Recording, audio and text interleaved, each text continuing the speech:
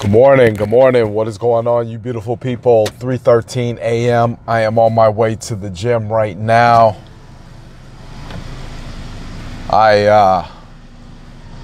Me and Malachi, we do a podcast, and basically we kind of just talk about random things. And yesterday we were talking about 3 habits or 4 habits to help you break procrastination. And like the first habit was I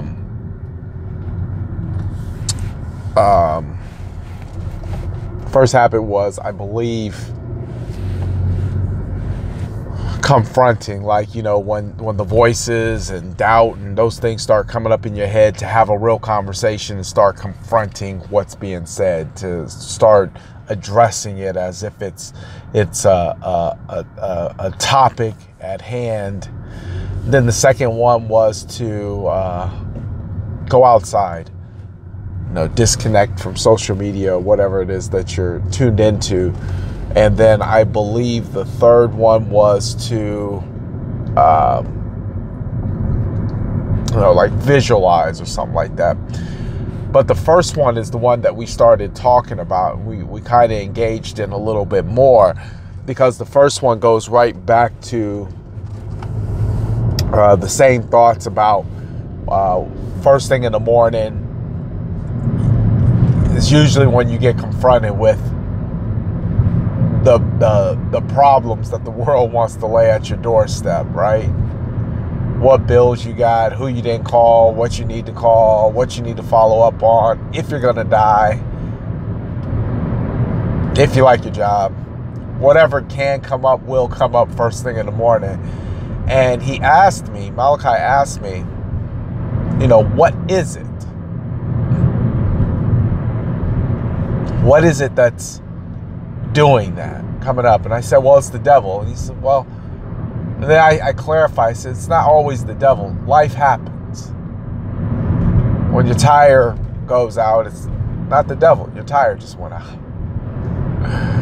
If the electricity goes out, it's not the devil. You didn't pay your bill. It's like there's a lot, but I would say that the devil and Satan absolutely loves for your mind to be congested with problems. It's hard to see your way to victory when it's clouded with a bunch of problems. So he says, who is it? I said, you know, sometimes it's just life, and sometimes it is the devil that's trying to infiltrate your happiness.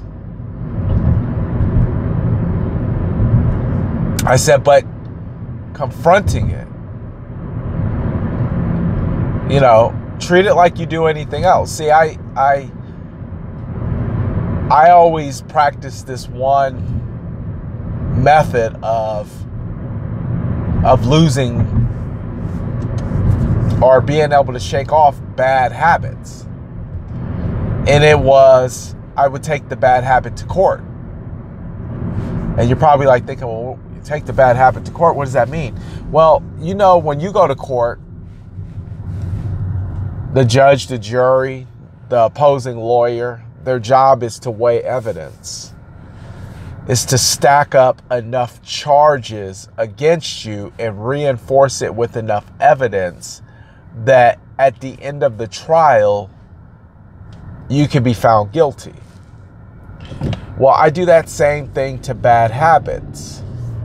I put it on trial, I put it on the stand, and I start stacking up all the reasons why it's a bad habit, and all the reasons why it's a habit I should not keep.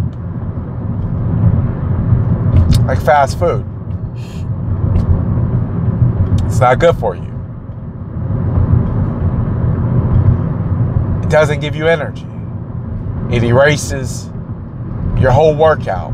One hamburger. It could get expensive.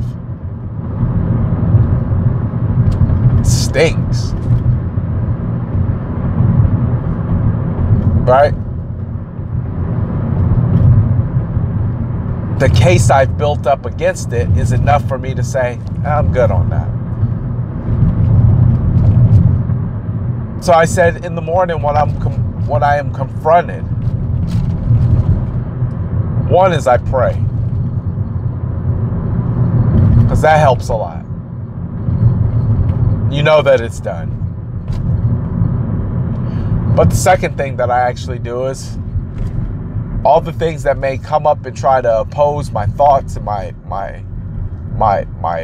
wins, I confirm them. I reaffirm them. I speak them out. And I say, how can life be this bad? I'm healthy. My business is thriving. My relationship with God is thriving. My family is healthy. I just won a deal. I just helped the family. We're ticking on all 12 cylinders. Not 4, not 6, not 8, not 10, 12. V12. And I build a case against those negative thoughts.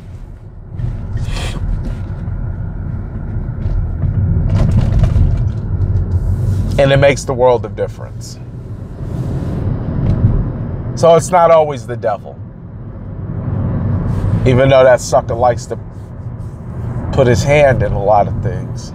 Sometimes it's just life. But in keeping that in mind,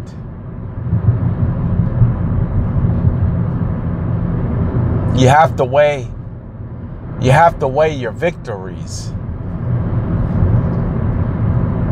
And you have to speak them out loud, because that is what deflates all those negative thoughts. I mean, and you can really just use one. And the one you could use to deflate all those negative thoughts is, I wouldn't still be here if there wasn't a purpose for me.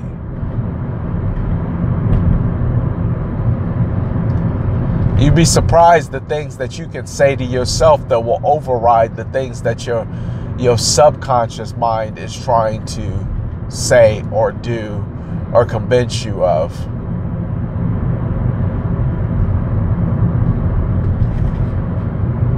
You would be very surprised.